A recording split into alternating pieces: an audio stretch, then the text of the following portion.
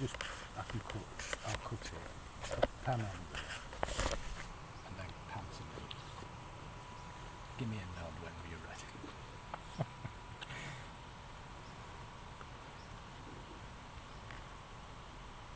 This is the Chronicles of an American Boudica, Friends, Family and Funerals, Chapter 2. Trains, planes, automobiles and boats. The taxi driver dropped me off at the Princess Anne courthouse. The driver said the building I needed was behind the old courthouse. It was an imposing building, a mass of bricks and white Romanesque columns. I had noted it had a very large hanging tree by the courtyard. I couldn't help but loosen my tie a little. I asked the clerk of the court for anything on Boudica. She disappeared into the back. I could hear mumbling of a conversation. Something about I knew this date would come. This time an older woman emerged. "Yes, can I help?" she said. Again I made my request. "That will be $1 a page for the complete set. You know it's 5,000 pages."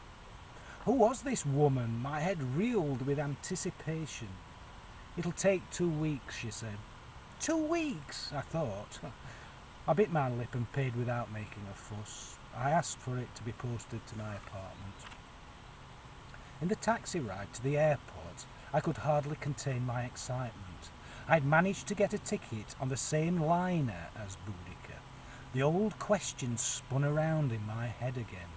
Who was this woman that was so many protected, and how did she hold on to such loyalty and respect?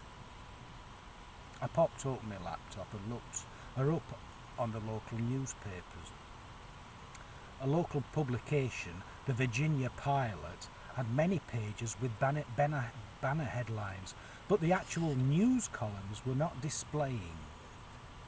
"Page cannot be displayed," was the frustrating message. It seemed even the internet was conspiring against me for information on this woman. Her powers seemed to have no limits.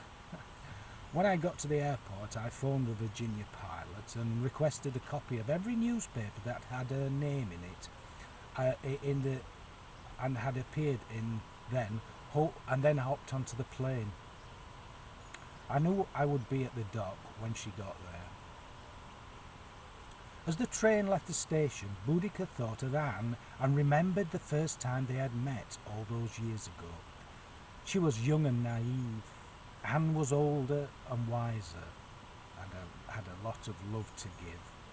Destiny had brought them together, and love had made them friends. She clutched the urn tightly to her and looked out of the window. The train's wheels rattled out a lullaby, and the rhythmic swaying made Boudica go back in time. She leaned back her head and began to remember that day long ago. "I'm here to apply for the job," said the young Boudica. The girls parted, and there stood this woman, Anne, all of 4'10", about 90 pounds, but imposing nonetheless. She said, "Follow me." It's the first time Boudica had been in a go-go bar. The smell of stale beer and cigarettes was overwhelming.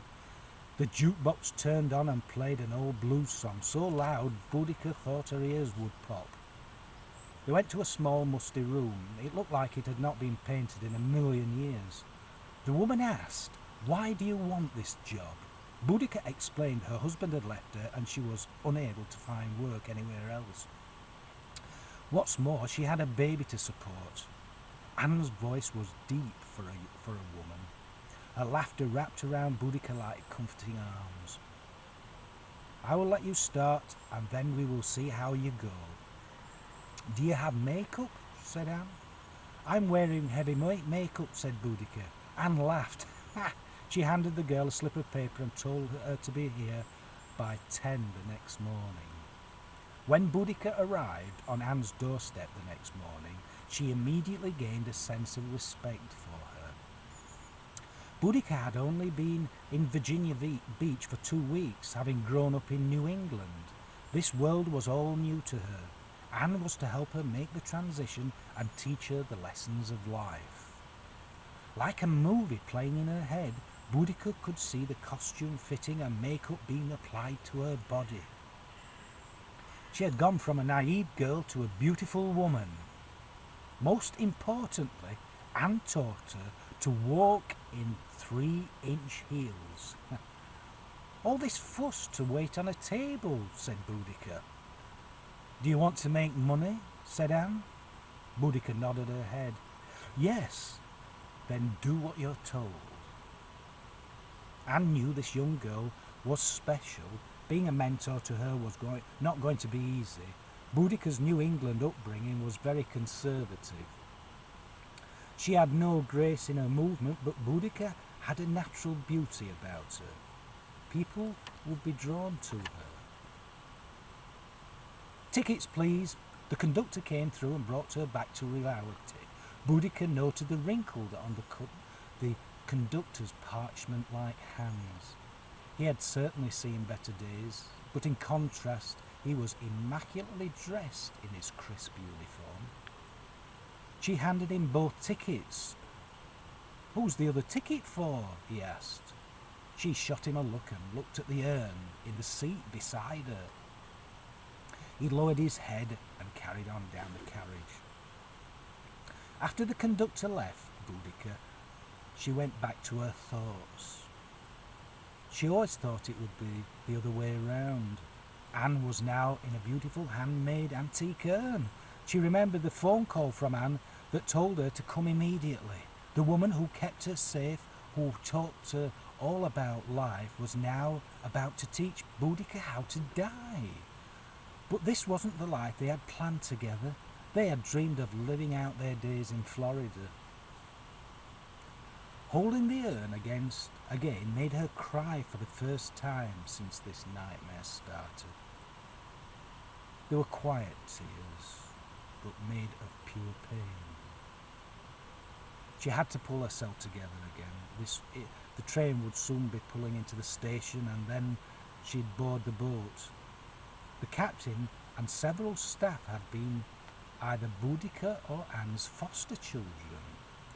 They would care for her and understand her needs. She arrived at the pier in a dark-tinted limo. Crew members met her at the dock, and she was hurried up the gangplank. No luggage, but still holding the urn, she was taken to the captain's quarters.